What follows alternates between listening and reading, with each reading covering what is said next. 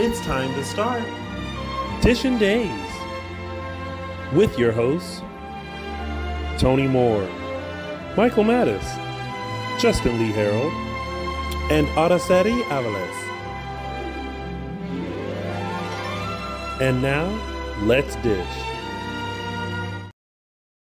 Why, hello, everyone. Happy Sunday. Welcome to Dishin Days, where we are serving up a full dish of this week's episodes of Peacock's exclusive #1 award-winning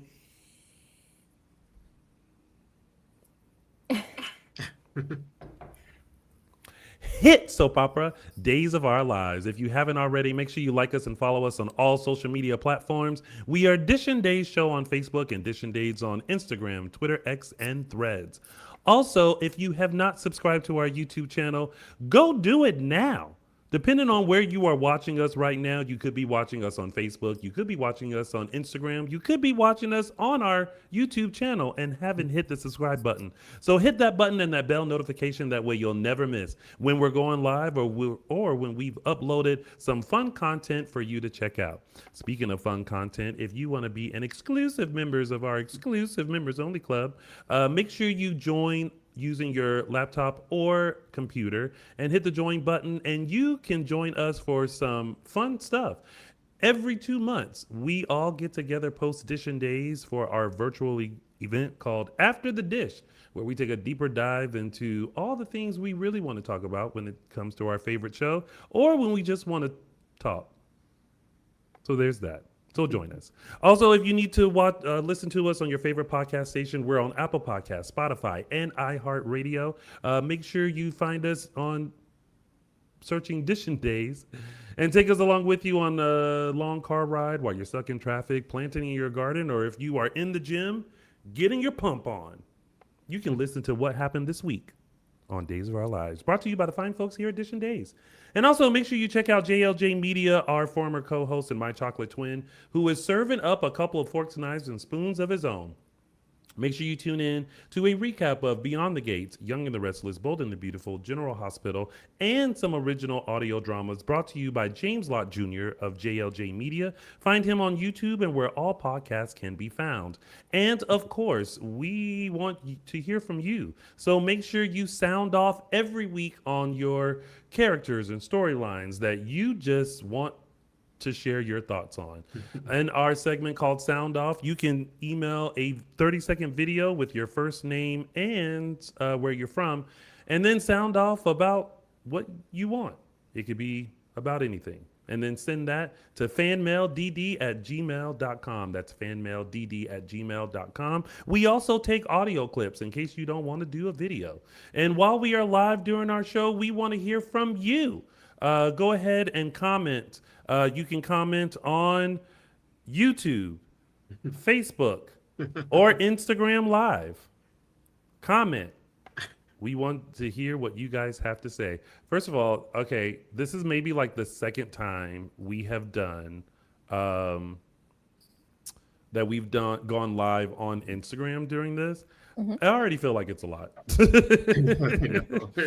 I already feel like there is a lot happening, a lot to watch, but I think it's a great way to kind of connect with as many people as possible. I mean, we post all the time, but sometimes the algorithm doesn't go out the way we need to, so we need to reach you all.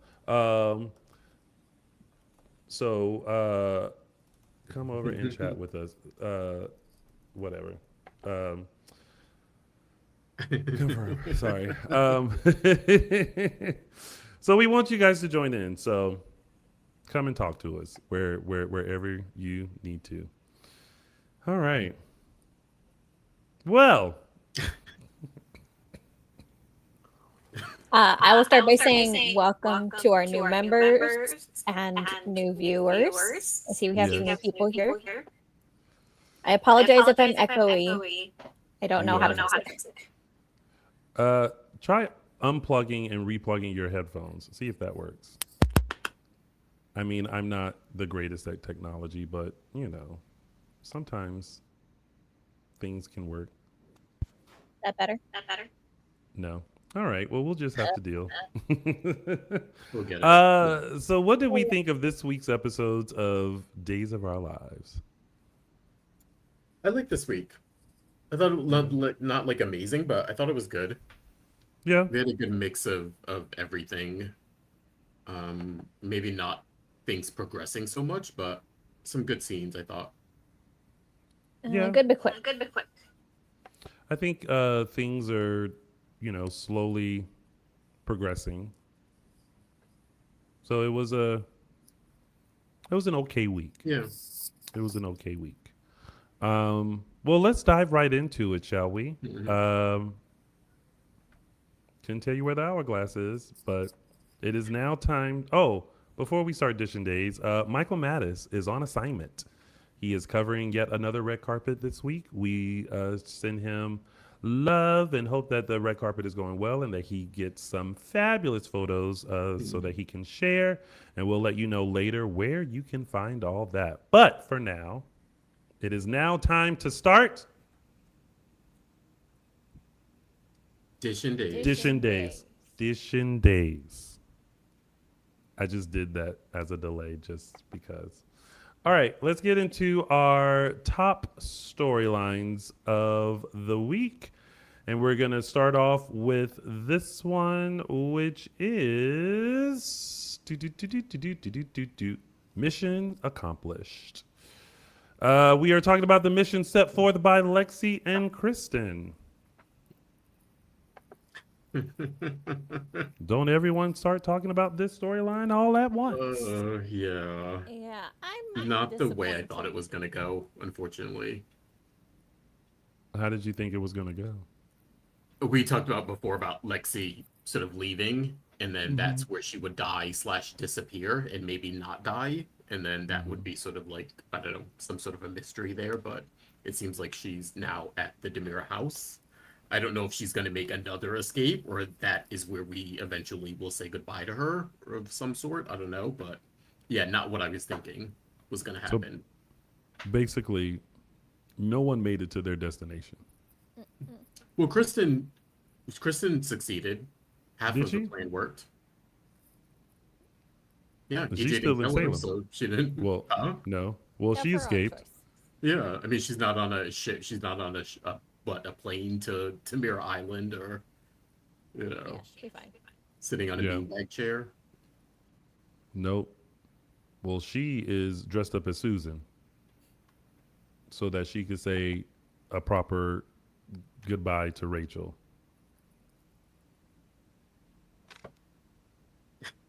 I mean, the only part of this I feel like I can comment on, because to me it went off the way I expected it to. The only part I can comment on it is that if you have a choice between dying in a dark, dank room in the Demera basement or on a tropical island, I pick the island.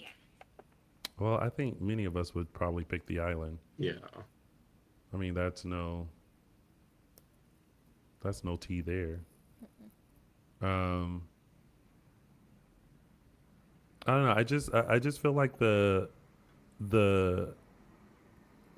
plan was a little sketchy from the beginning. Mm-hmm. And then obviously it didn't land because no one ended up where they were supposed to. Mm-hmm. Although I was now that you mentioned that it's back at the Demera house, I must have missed that because I was confused. I actually thought she made it to Guatemala. Oh. You know Guatemala's not an island, right? Yeah, she's back there in I guess in the basement of some sort. EJ has her hidden. In the former secret room, because I was like, Right, oh, yeah. EJ went with okay, I literally, and this probably shows how I'm not like the TV is just on and I'm looking up every now and then. But when I looked up and she was having the conversation with Theo, and Theo felt some kind of way, like something was off, and she was like, "Yeah, I'm in Guatemala." No, I was like, "Oh, she actually made it." And then EJ walked in, and I was like, "Oh, he got on the plane with her." Oh. And then I just didn't think about anything else. First of all, The lie is that she's in Johannesburg. Completely different continent, completely different hemisphere. Tomato. She's not in Salem. At least that's what I thought. Oh, I just thought, try turning your volume down if it's all the way up. Maybe that will help the echo. I actually turned the echo off. Oh, well, the echo lied to you because it's still. Oh, actually, I think I solved it. I did like that. Yeah, it didn't work out for Lexie, but at least I don't know. She sort of got to help her sister in a way, which I think is nice. I mean, their relationship has been interesting over the years. I think them coming together and her sort of doing something to help Kristen, even though she doesn't know what Kristen did. Small silver lining there for me. Again, this is not how I pictured the storyline would go. I thought it would take a more interesting turn, but at least I don't know. She got to help her sister in the end to sort of escape. Yeah. Yes, that's helpful for sure. But now everyone is on to both of them. When it comes to Paulina and Theo, we'll throw Abe in there. Like everyone seems a little like something isn't right when it comes to Lexie, and Paulina went over to Lonnie, who for 2 seconds when I was seeing her work at Sweet Bits, I was like, "You're not a cop no more." And then I was like, "Oh yeah." I was like, "Oh, she went to jail." Yeah. I was like, "So she just selling sweet?" There was just all of this exposition that went through my head. Like, "Oh yeah, that happened." So that's why she's at Sweet Bits. Mm-hmm. I love also that we never see the inside of Sweet Bits. They're always doing stuff outside. But Paulina and Liz is looking at Lonnie like, you could do something. You got ties to something. And Lonnie's like, do we need to be worried? Yeah, like what's the motivation here? Yeah. I think that she was stuck on it until she talked to Theo and then she realized, this is a little suspect. Yeah. Well, so and like, then, go ahead. No, go ahead. I was just go ahead. Go ahead. I was just like what is this like her subconscious way of trying to like find out something on Lexie? Again, she seems to be coming, or at least she's portraying it as coming from a concerned place. But also, is this deep down her trying to dig up something that'll rattle everything? You know what I mean? Like, otherwise, why care, or why go to this length to ask your daughter, who isn't a cop anymore, to investigate your ex-husband's wife? Like, it's like, I don't know. Do you think that is coming from a concerned place, or of a place of nosiness? I'd say 30% concern, 70% nosy. Yeah, I could see that. Or maybe she's not. Well, I think she may be lying to herself about how concerned she is about Lexie's welfare, as opposed to just figuring this out, and that Lexie may be up to something. I think she feels like Lexie is up to something, and she wants to catch Lexie in something to kind of be like, "Ha." To use it against her. Okay. Yeah.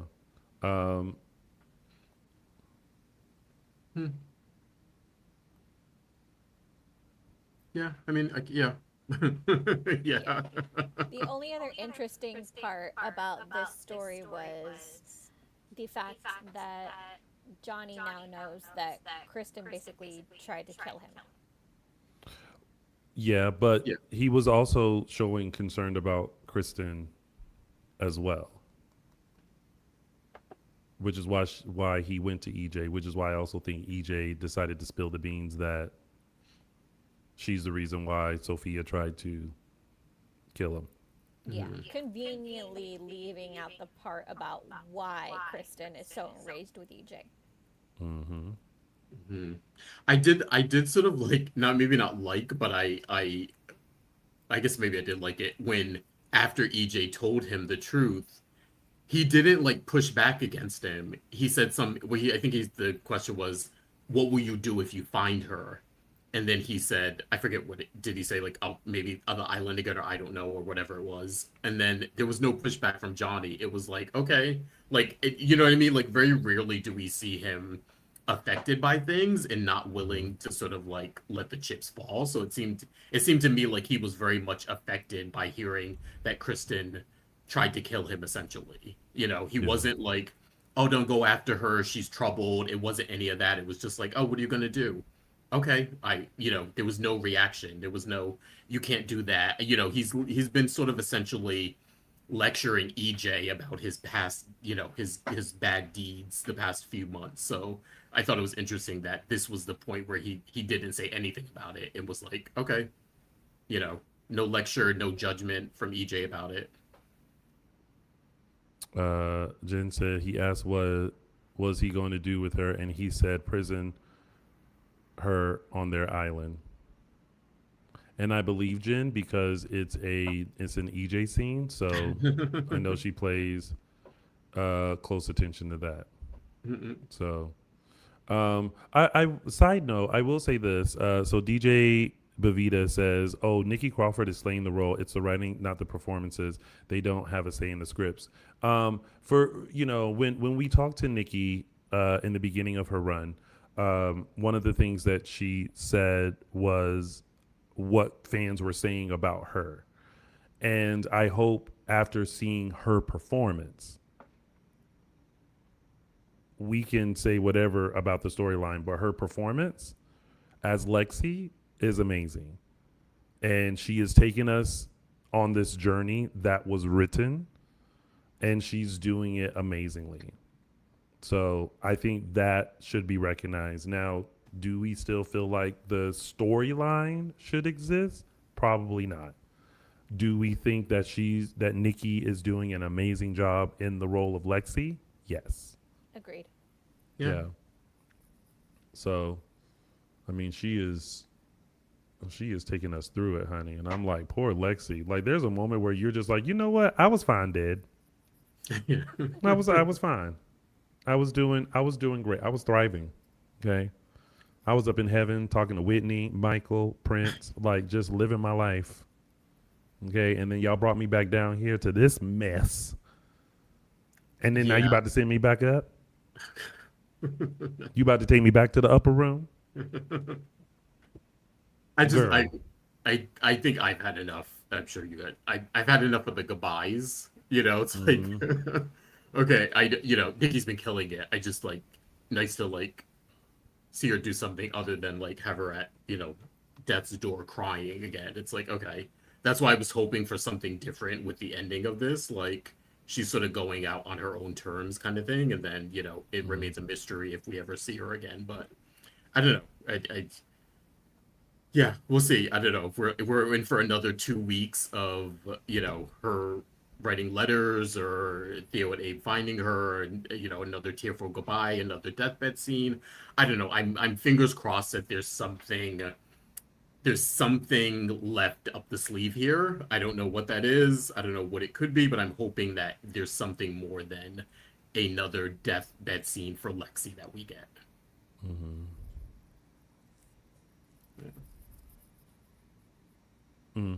Yeah. All right. Y'all are being extra quiet today. There's not much to talk we about. are.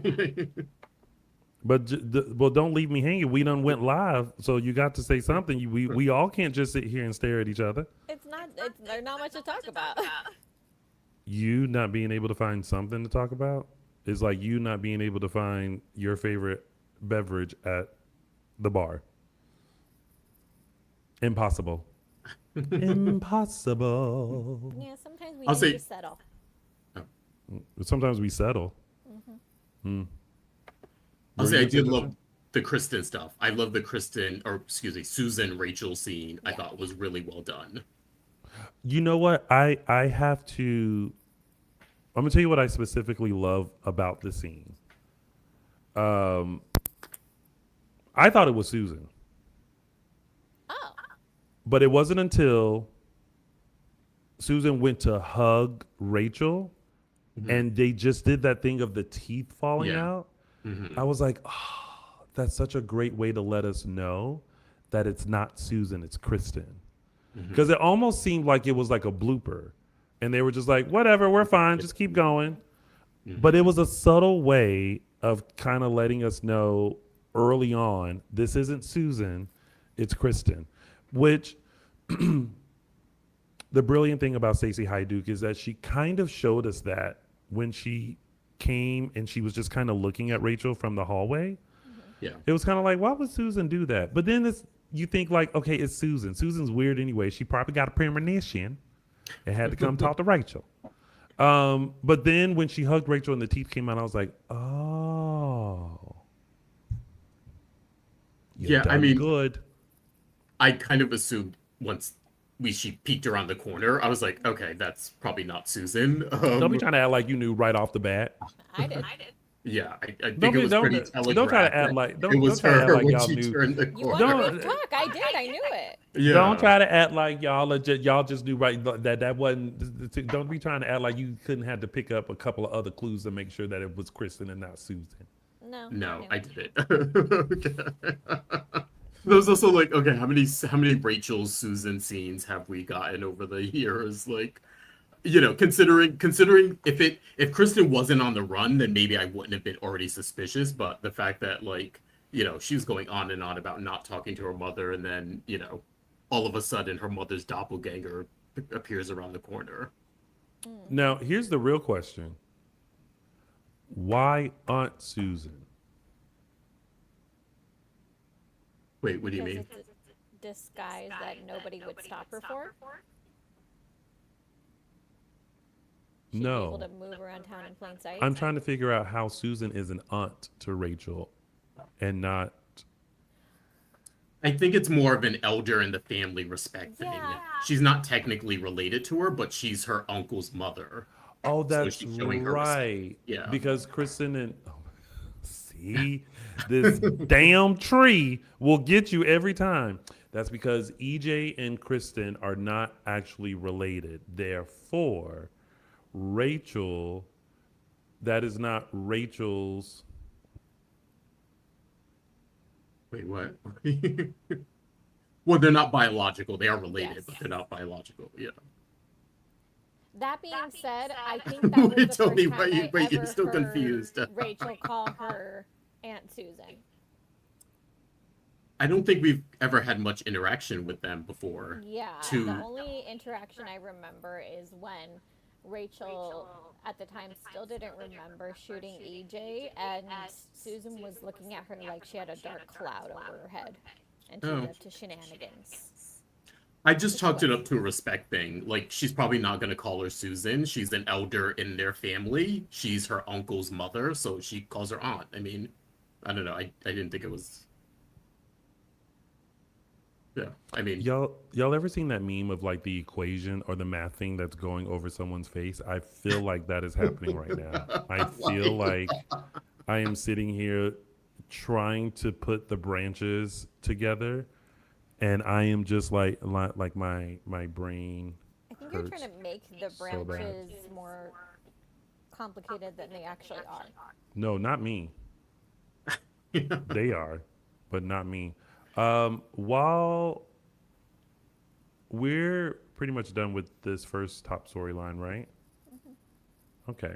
So while we're transitioning, let's Araceli have you transition out and come back in so that see if the echo again. is not a problem. Okie dokie. Okay. Rather than sitting there with and then now I'm echoing. Can you hear me echo? I don't hear any echoes, period. So I'm not the person to ask, probably. All right. Let's check on this. Yeah, sounds fine to me. Is it Okay. chat? Are you guys hearing echoes? Just so we can gauge what people are hearing. Right. Okay, so I ended our live on Instagram. Okay.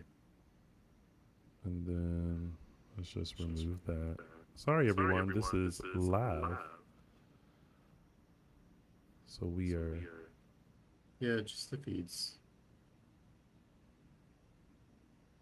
Okay. Do that. Okay. Is that me? You are echoing, Tony. Maybe it's Instagram. Okay, let me just check.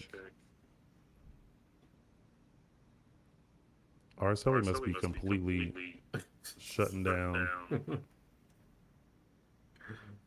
Okay. Yeah, just bear with us, everyone, as we get this together, but be right back. Oh, there she is.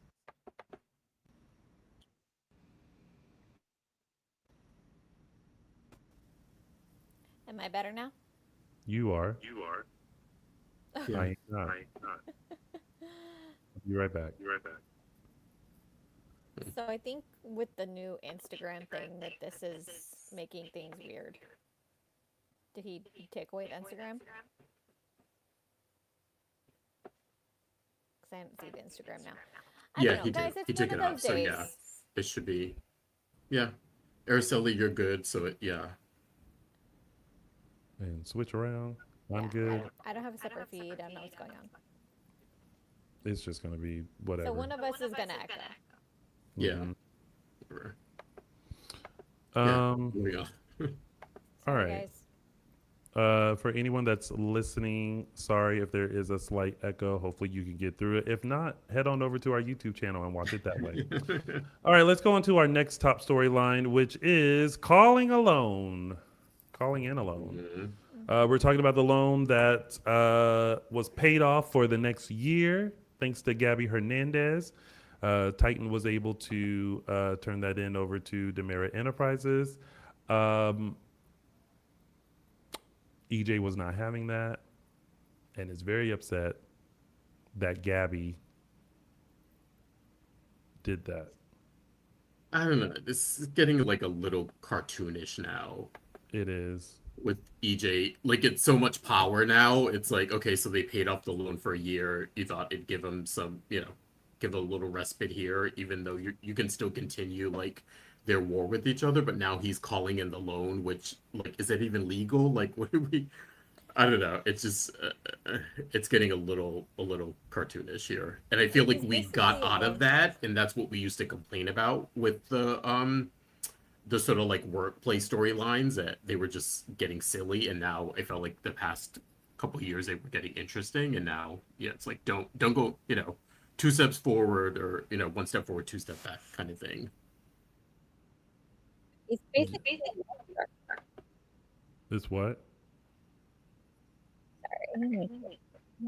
He's basically a loan shark now, Yeah, where he can change the terms of the loan whenever he wants.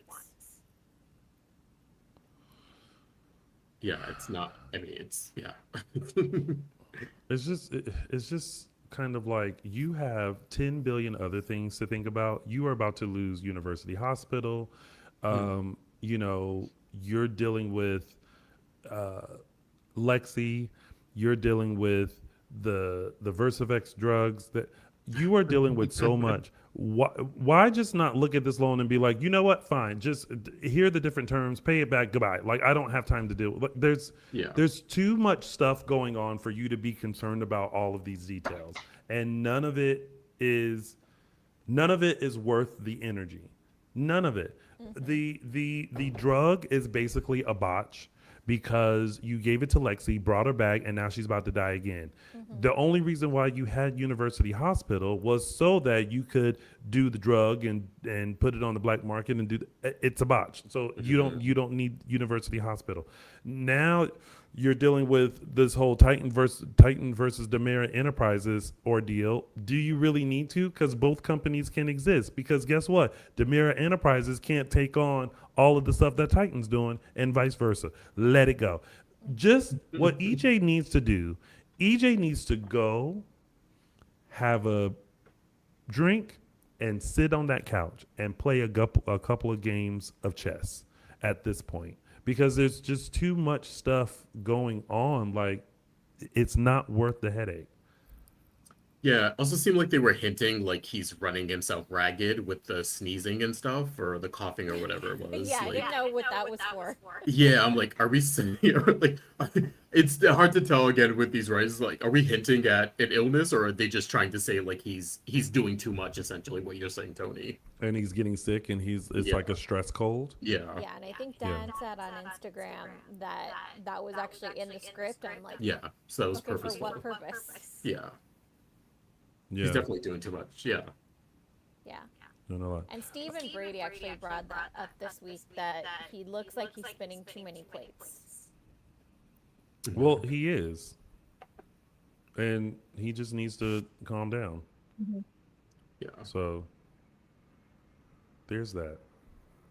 I did like. I was thinking. I think like Philip was like the star of this storyline. I don't know. I just got a kick out of him this week with the stuff with Xander and Sarah.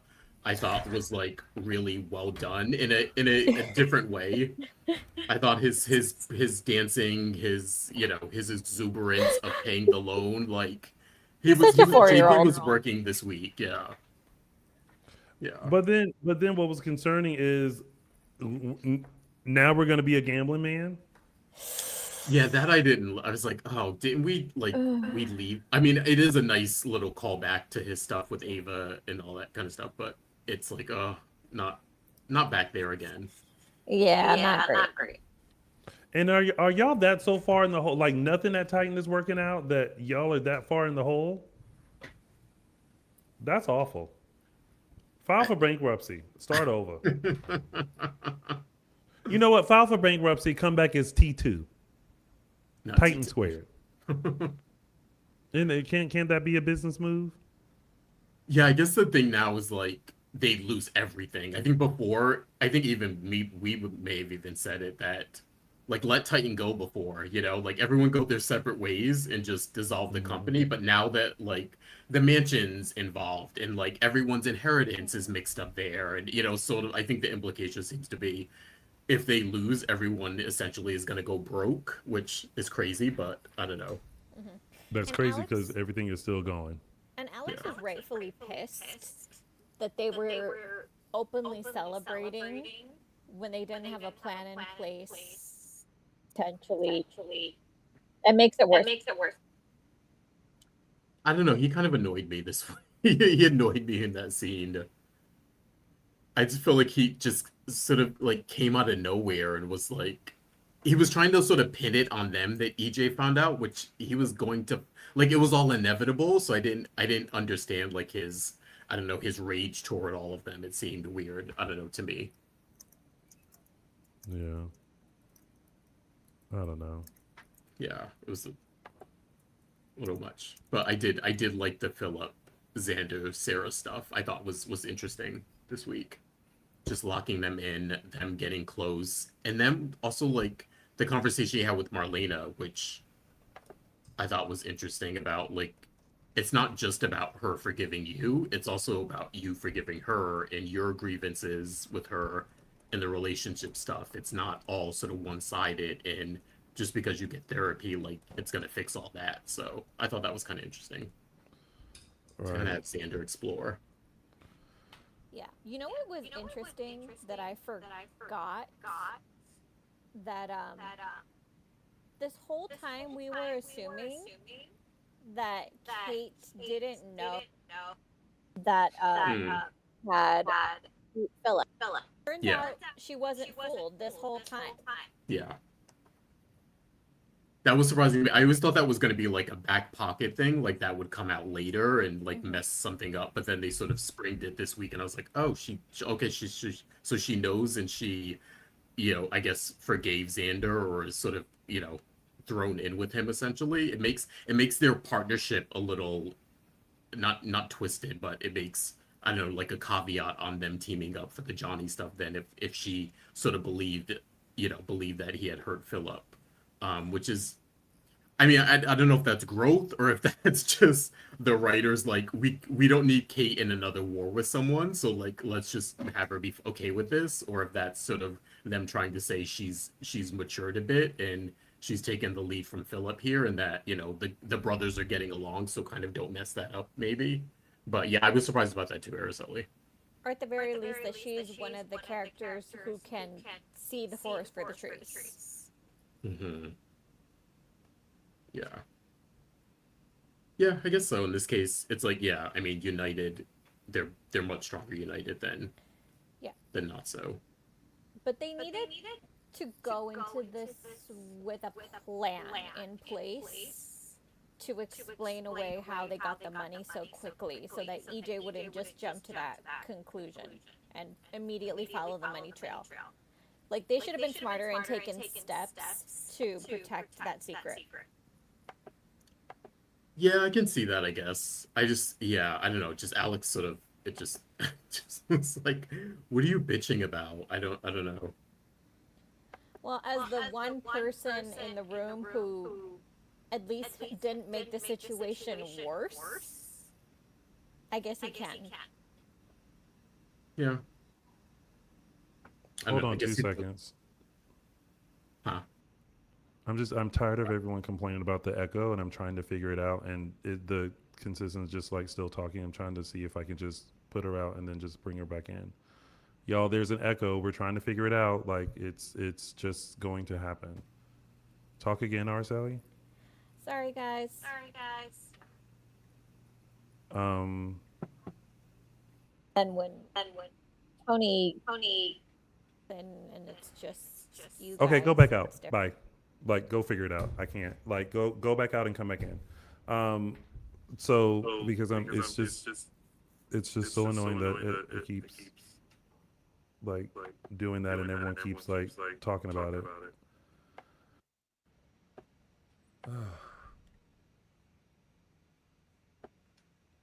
And there's one message after another about it. Does that help you? Okay, so I just took my headphones out. Even better. Hold on. Is that better now? Yeah, I'm, like I said, on my end, I don't really hear much. Oh, guys, sorry. Maybe it's just this particular feed. Possibly. I mean, listen, StreamYard is not, I feel like there's a lot of issues with whenever we try and add anything or they do an update on their system. I feel like it we have technical difficulties, which is fine. I mean, whatever. Yeah, so Tony will be right back any second. That was saying, that it wasn't just me. I think it's actually the whole feed. Yeah, it's probably just a feed. Cool. Sorry, guys. But yeah, what was your take on the Xander sort of Philip Sarah stuff? This is one of those times when Philip acting like a 4-year-old is kind of in the best way possible. In terms of like locking them in, you mean that part? Yes. Yeah. And you feel the brotherly bond between them. Yeah, I like that. I feel like I like that he also wasn't Xander wasn't pissed about it. Like he didn't react that way. It was sort of like, oh cool. Like he asked him about Gabby, then Philip revealed he locked them in, and yeah. So no, I like when it gives them something to sort of bond over, and they weren't at each other's throat about it. I thought that was cool. Check. Yeah. La la la la.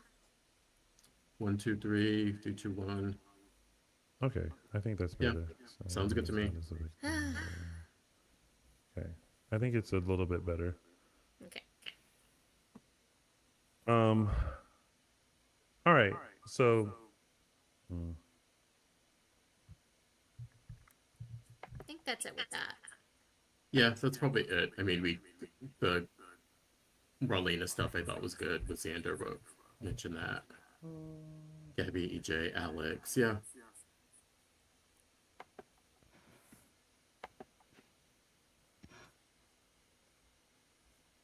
Okay. Want to move on? Yes, let's move on. All right. All right, so let's go to captives.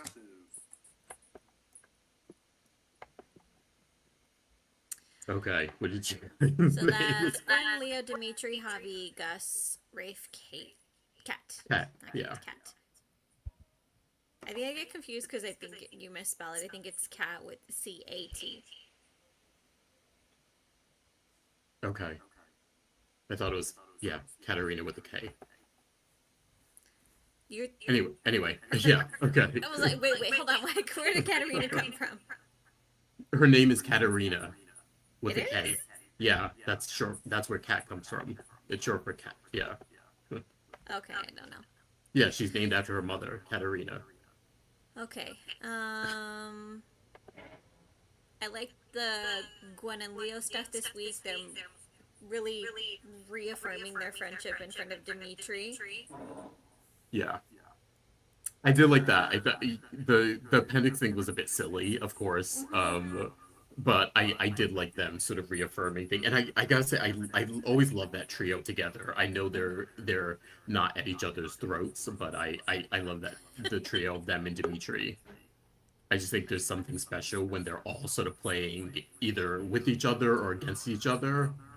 I didn't get like imminent danger, which I think maybe because it's Leo, it's Gwen, it's the subject matter. I think deep down, they're I just don't see, even though Dimitri's threatening it, I just don't see him really actually hurting Gwen or sort of forcing Leo into this arrangement, which is that's what he was implying, right? Like I lured you here to sort of make you mine again. I don't know, which is a little weird, but I guess Dimitri's a little off kilter these days, Yeah. so. He's not the villain he used to be. I think it's like it's I don't know. I was just happy to see Gwen again, but at the same time it was just kind of annoying because it's like, what is the whole purpose? It was almost like he was expecting Leo to show up, obviously because of his text, but then it's like, what is your ultimate plan? What is your ultimate goal? Because Gwen is standing 10 toes down that she did not kidnap you. Yeah.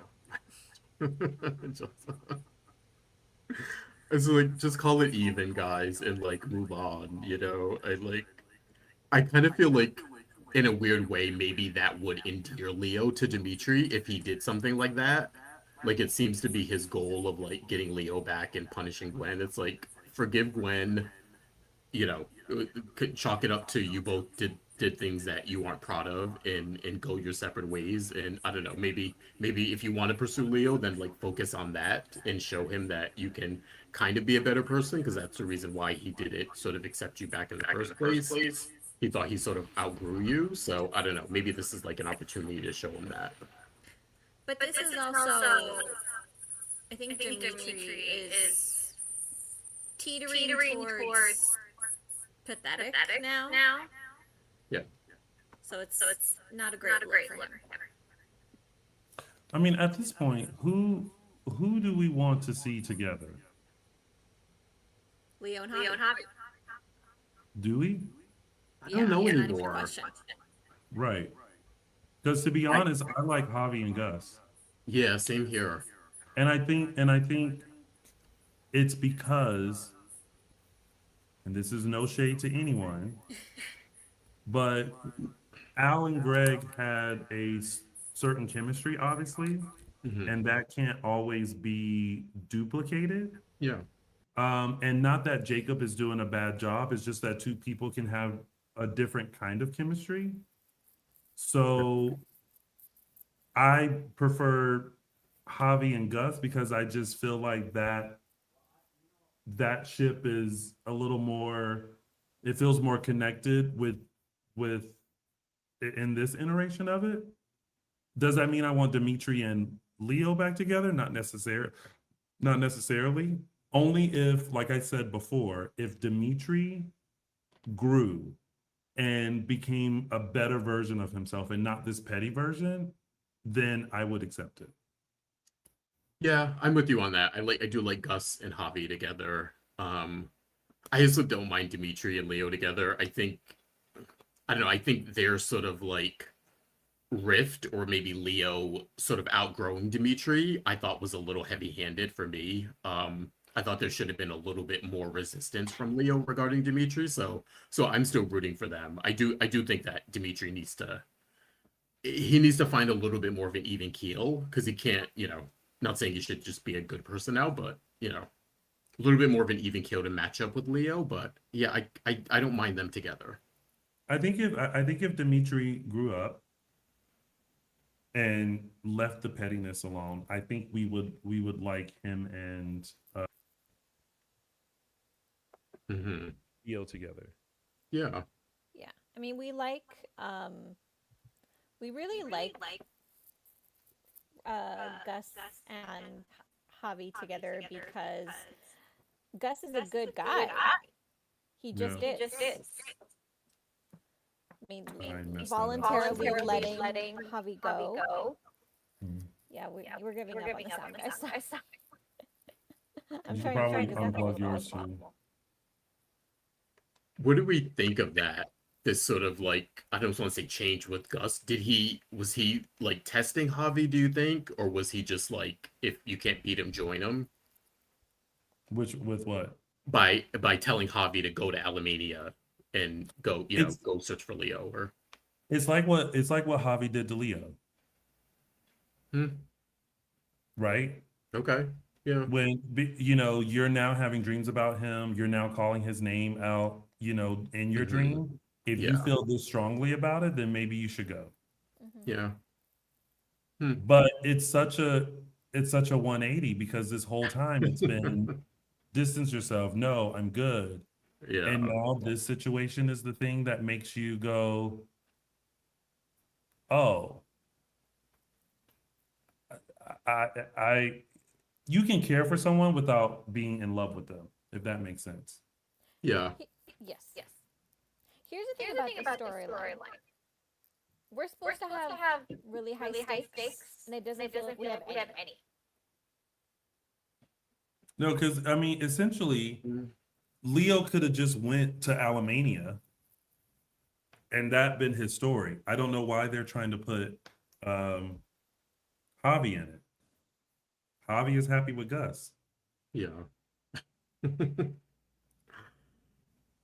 Yeah, I also wonder about Gus too. I feel like he's getting like the great guy edit, and maybe he is a great guy. I'm waiting. I feel like I'm waiting for like the other shoe to drop, or like, I don't know, something to be revealed or something. Yeah. Well, other people had feelings about Gus as well.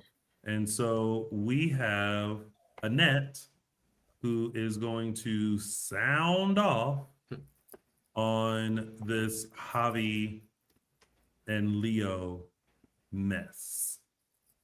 Here is Annette. Hi, this is from Iowa, and I want to talk about Leo, Javi, Gus, Dimitri, and Gwen. I think it's great that Leo and Gwen are sticking up for each other in front of Dimitri, and it will be interesting to see if Javi can find his way to Alamania or not. I don't think so, but I think he still has a flame for Leo, even though he claims he doesn't. And I think we're going to see some good interaction between him, Gus, Leo, and potentially Dimitri in the future. Thanks. Bye. Yeah. Hi, everyone. We can hear the same thing y'all can hear. No need in pointing out the echo. We got it. I promise you. Let's just talk about the show and not worry about the echo, because it's just going to be another stressful thing for all of us. Let's just talk about it. No need to keep saying we can hear an echo, because we hear it too. We're just rolling with the guys. But yes, I'm glad that I feel like they've always realized their friendship with each other. And I'm glad that, and again, an evolution of two people. Gwen has every right to be super upset with Leo for what he did. Totally, yeah. She has somehow gotten past that and remembered their friendship. And that seems to be, and as much as she tried to fight it, it's more important than, how she felt about Dimitri. Yeah. So, and Kurt makes a great, oh, hi. Um, those aren't the ones. Kurt 7123 says Gwen has become more likable. Leo is Leo, and Dimitri remains a creep. Yep. So there is that. Yeah. I mean, I still feel like Dimitri was still a bit screwed. I feel like they never like properly addressed that. Yeah. Yeah, I mean, part of me, yeah, I think he's sort of the villain now in this group, but I also think like I think he sort of came out of things thinking like he was, headed for this happily ever after, and then like got back to reality, and it was like, my man's moved on. Now I'm in, kidnapped by my ex-wife, and now I'm in this war, and I don't know. I think they, in my opinion, I think they went a little like heavy-handed in propping up, I think, Leo and Gwen a little bit early on in the storyline. That now like Dimitri, even his like legitimate gripes aren't seen as important, I think. Yeah. But it's like, it's like, Leo and Dimitri were robbed of their happiness. But I think that that time being captured should have softened Dimitri, well, kept Dimitri soft in a way as far as his love for Leo, but hardened him in a sense of, yes, being upset that that part of your life was taken, but being grateful that maybe there's an opportunity as long as you can not be so vengeful in the situation. Yeah. Yes, Yeah. Peter is amazing. Mm-hmm. Um, okay, well, before we go out of our top storylines, going back to Xander and Sarah, because they almost kissed, Mm-hmm. but it's like Sarah wanted to talk about it, Xander did not. And I feel like he either wanted to stay in the possibility or just pretend like it didn't happen. But I feel like he more so wants to stay in the possibility. Because even after his session with Marlena, I think she was trying to kind of be like, I mean, that doesn't mean that. It's like, no, there's, they're just trying to give us the slow spark again. He can't be the one to push. Right. Yeah. I thought that like what Marlena said hit him hard in the sense of like, again, it's not just one-sided. You also had issues with Sarah keeping that secret from you, and you felt betrayed, and that doesn't go away. It sort of seems like maybe he compartmentalized that because Sarah was the one who was pushing for the breakup, but of her being like, okay, you also need to deal with your issue about her. Like, you probably pushed those feelings down, and you've sort of dealt with every other feeling you've had. You've dealt with the rage stuff, you've dealt with the Philip stuff, but maybe this is the part where he really probably hasn't even really like scratched the surface on. And not to say like if he does, he means he like dislikes Sarah or maybe not doesn't want to go, get back with her, but it's something to consider of like, oh, maybe I'm rushing too fast and thinking of only the good times. Like, we had real serious issues, and maybe I need to start like thinking about that before I, go keep on this track of I need to pursue her and we're getting close, and the stuff with Brady is nothing, so she'll be mine soon, kind of a thing. I don't know, it seemed like a bit of a wake up call to him. Yeah. All right. Well, now we can close everything out from our top storylines. And before we move on to our tidbits, just a reminder to everyone, make sure you follow us on Dishin Days Show on Facebook and Dishin Days on Instagram, Twitter, X, and Threads. Please make sure you subscribe to our YouTube channel. And if you want to become a member of our exclusive members only page, go ahead and join that. And when you do join, because I do know that we have a new member that just joined, please make sure you go listen to the welcome video that will give you instructions on how to stay connected. Also, make sure you listen to us on your favorite podcast station. We're on Apple Podcasts, Spotify, and iHeartRadio. And also make sure you show some love to our former co-host James Lott Jr. Find JLJ Media on YouTube and where all podcasts can be found. And of course, if you want to sound off and give your thoughts and opinions about storylines or characters featured this week, you can sound off in our sound off segment. Send your video or audio to fanmaildd@gmail.com. Also, make sure you keep talking to us. We want to hear from you. So you can comment below or comment live in the chat. Let's keep things going. I feel like we finally got into a good group of our tidbits. Let's go over some tidbits. And let's first talk about this postponed trip. They're not going. I mean, this feels very much like we're excited. Yeah. I mean, they they were excited. I wasn't. I was excited about the chess set and what adventure they were about to go on. And what a little bit excited. Why? Because there's nothing about this that interests me. Why? Because it's boring. Why? Because there's no Stefano around. We know EJ's not a part of it. It's drawn out. It's boring. And the two characters who are leading the charge. I'm sorry. This is not what they do. It's boring all around.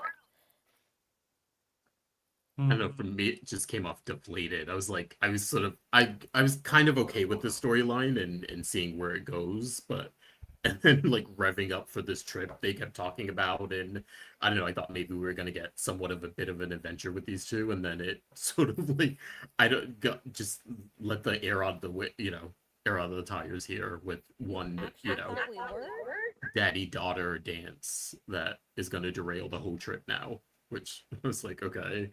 See, now if we see that, that's more interesting to me. The daddy-daughter dance? Yes, that's more interesting to me at this point. That's how boring this is.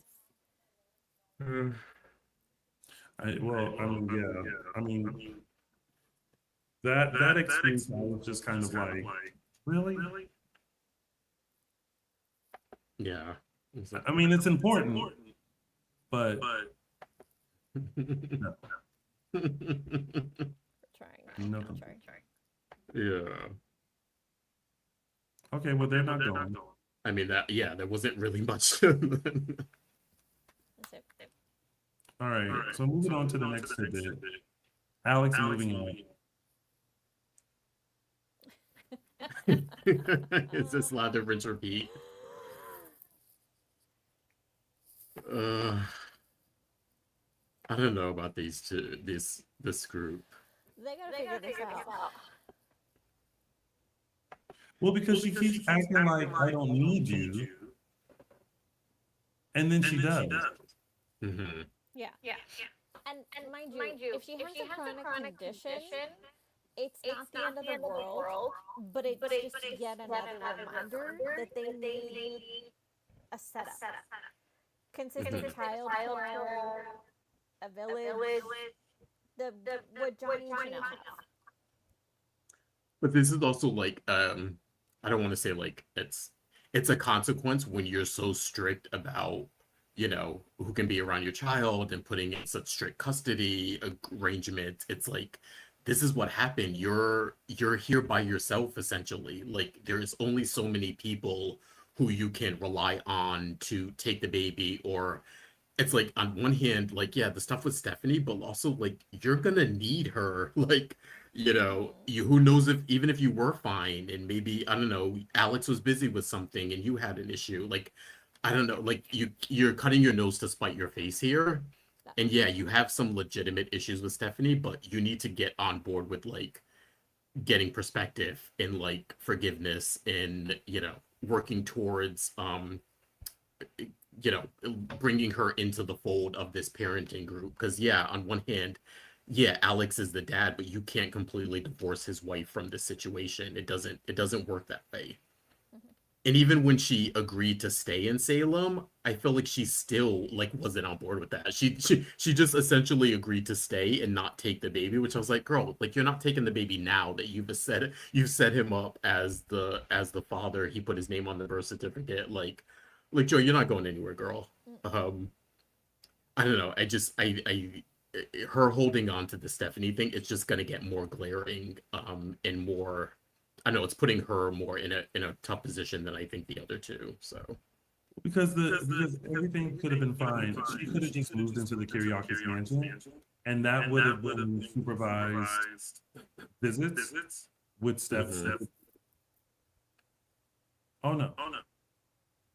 Yeah. Because Alex could have went to the Kyriakis mansion. And then Stephanie could have came over from time to time, and it's all supervised. yeah. It's just a whole mess, and Alex doesn't realize she's making everything more difficult. Even when she was like, "Well, you could just forget about us. You can forget about Kelsey. I know, right? It's like, Not happening. we've been doing just fine. We can't tell, bitch. Yeah. She's talking like she's a single mother who's dating a guy. You know what I mean? As opposed to talking to the father of the baby. And that's I think she has to get used to, now that you've opened this can of worms of bringing Alex in, that now you're not only just bringing in your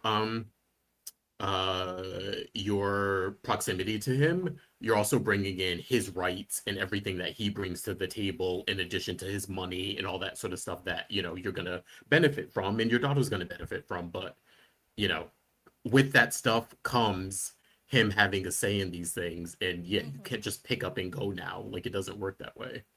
Yeah, that's why it's called co-parenting.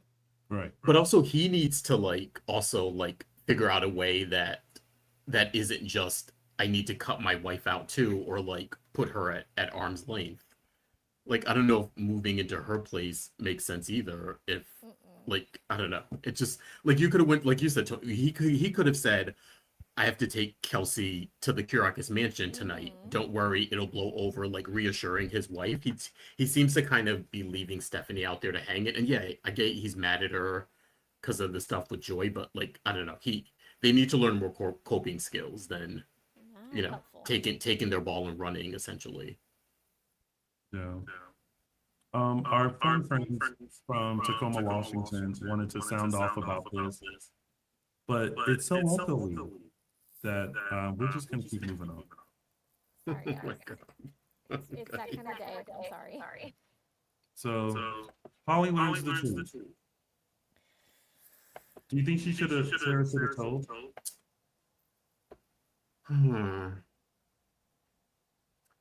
I was debating because I didn't want Holly to tip off EJ. I don't know necessarily that she would now.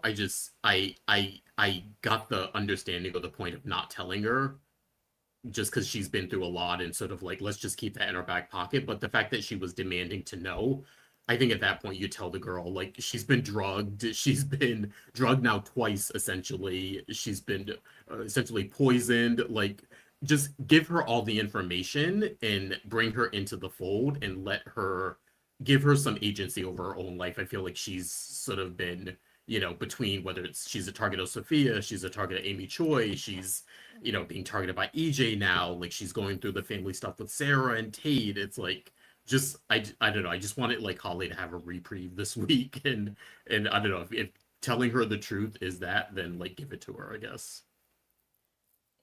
Yeah. Beyond, I don't see EJ being a future problem for Holly at this point. I mean, what he's done to her is horrible, but I don't see it being a future problem necessarily.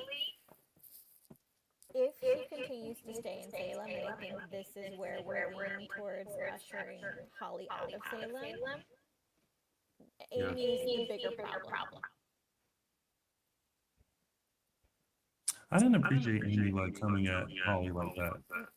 Yeah, I agree. I just can't. But she needs the blame, and she's blaming Holly. But like, have you gone to all the other girls who had something to say about Sophia? And also, let's not forget, Sophia is the originator of that post that everybody comments on. Oh, she's and totally. Holly didn't lead the charge of that. She still hasn't dealt with like her daughter's issues or her part in her daughter's issues. Like she's still, I don't know. I felt like with Amy they were giving her some really great nuance maybe a while back, and it felt like that immediately turned once the Sophia is missing slash dead stuff ramped up. But I hopefully they get back to that. We love Sheena. She's great, and she can play those beats, so like give it to her, you know what I mean, whether that's, I don't know if it's a conversation again with Sarah, but give her a conversation with someone. Maybe the stuff with Melinda was amazing last time we had it.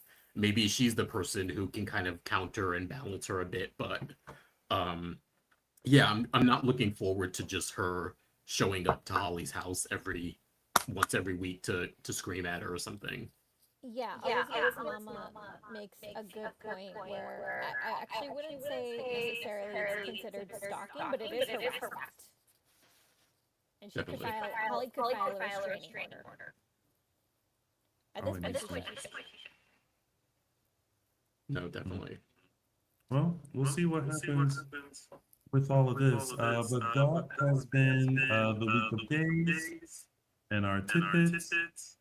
Now, normally we would go into Jen's BJ highlights, maybe thumbs up and down, and Christian's World Scorecard, but we not, because that's just going to be a lot of those.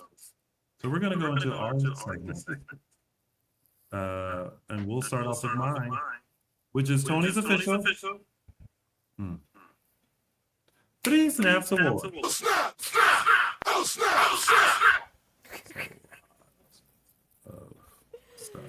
Anyway, my 3 Snaps Award goes to Kristen DeMera, Susan Banks, Stacey Heisey. Listen, you gotta talk to your child by any means necessary. And if that means dressing up as somebody else, that's what's gonna happen. And this little nod to let us know, hey, this Kristen and not Susan. So Kristen DeMera / Susan / Stacey Heisey, you get Tony's official 3 Snaps Award. So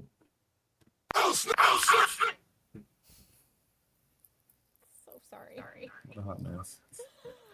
You know, our show is usually a mess. Today it just feels extra. Sorry, guys. We don't have a caption guy because Michael Mattis isn't here. But what we do have is those were the days.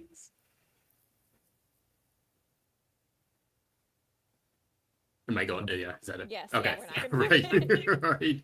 I'm taking you back to August 5th, 1985, where Tony and Anna were married. This actually was supposed to happen earlier if you guys were watching back then. I remember this plot line. Anna was kidnapped, and then so their wedding was a bit postponed. This is them actually getting married, again, August 5th, when Tony eventually got her back, and they were thinking, why the hell wait? Just let's do it before something else disastrous happens in our relationship. And then, of course, this was later retconned, which, we debate how plausible that is, that this actually isn't Tony. This is now Andre, because Tony was on the island for 20 plus years and Andre took over. So this is now retcon become Andre and Anna's wedding. And that was August 5th, 1985. And that was Those Were the Days. Yeah. And now So, yeah. it's time for my segment. It's a gift. And this week's It's a Gift goes to a character who is highly undervalued but always appreciated. Miss Rita.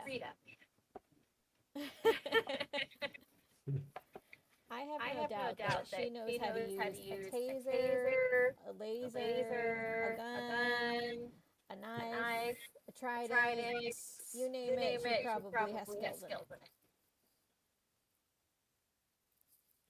And just one more time for the people in the back. Yes. So Miss Rita using her ninja skills is it's a gift. Right, and that was It's a Gift. And now it's time for news and gossip. All right, we have some big congratulations to our friend to the show, Emily O'Brien, and her now husband, Ken, who married last Saturday. If you can see, if you've seen pictures or on social media, Emily is wearing Ken's grandmother's dress in this photo.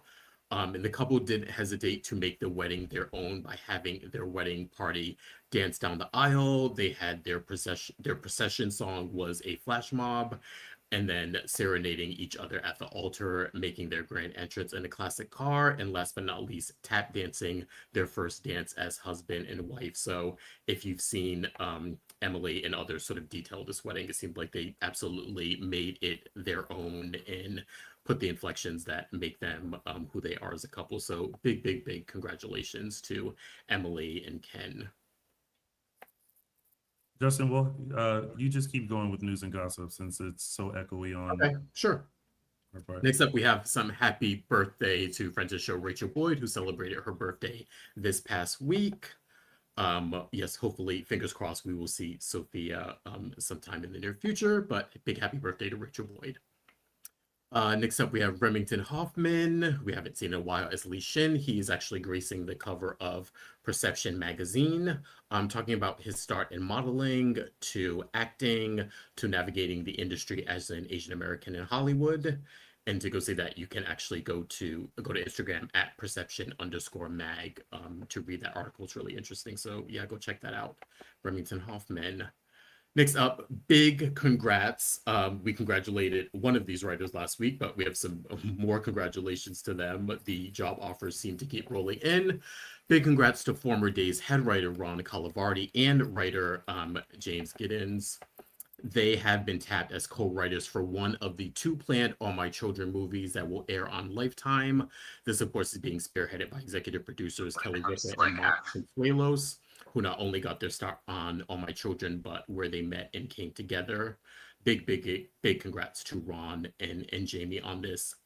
Nice to see movement with this one. I know it's all sort of All My Children people have been waiting for this, and it was announced a while ago, so it seems like they're definitely moving on it. And with the resurgence of soap, so fingers crossed that this opens the door, the way Beyond Salem did in a lot of ways, to more of these sort of reunion movies for our soaps that have come and gone. Who knows if that even sparks something, maybe possibly a revival, but we'll see. But big congrats to Ron and Jamie on this one. And then in honor of this week's episode, cast members take a trip to the social media studio and detailed how they would escape the DiMera wine cellar if stuck inside. And they little flub here, most of them were talking about the DiMera wine cellar, even though it was the Kyriakis one, but everything from Susan Seaforth Hayes and Eric Monsoff drinking their way through the inventory, which I thought was funny. Rob Wilson smashing bottles until help arrives, and Galen, Sherry, and Tyler coming up with some very clever ways of MacGyvering themselves out of that room. So go check that out on Days Peacock to see what your favorites had to say. And then we had an interview from Billy Flynn. He made his visit to Soapy and sat down with Rebecca Buddig and former co-star Greg Rickard.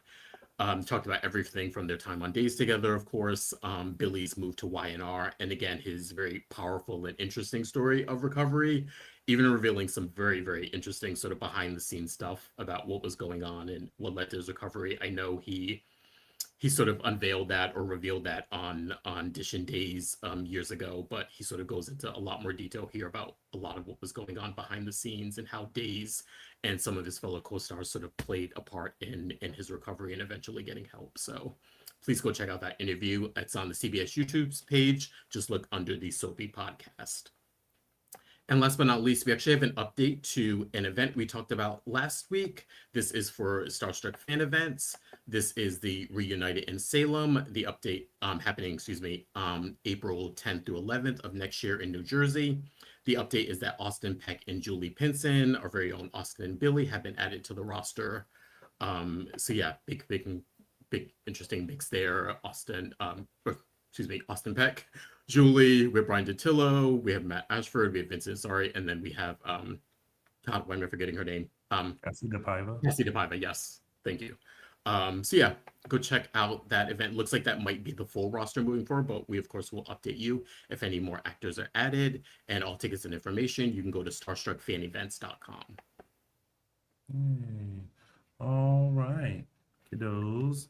And that was news and gossip. And now let's see what's coming up on this week's episodes of Peacock's Days of Our Lives. Next week on Days of Our Lives. But if you do not get out of my way, I will make you get out of my way. I'm gonna move into Joy's room at the pub for a little while. No. I don't think anyone will ever find you again. Someone already has. I think I might be in labor. Mom.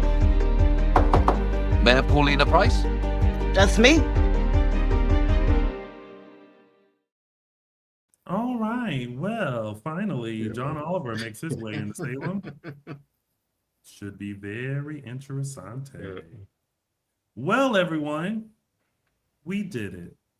We got through our Dishin Days show with all the technicalities, all of the echoing, and see how hard we worked to bring you what we thought of this week's episodes. We appreciate you. Thank you for sticking with us. If you're listening to us on the podcast, thanks for making it all the way through. And now, just remember, you can find us. First, you can find Michael Mattis. Go show him some love at ML Mattis and MLM Images LA. Justin Lee Hareld, where can they find you? Find me on Instagram at Justin Lee Hareld. Araceli. You can find me on Instagram and Twitter at Tia323Araceli.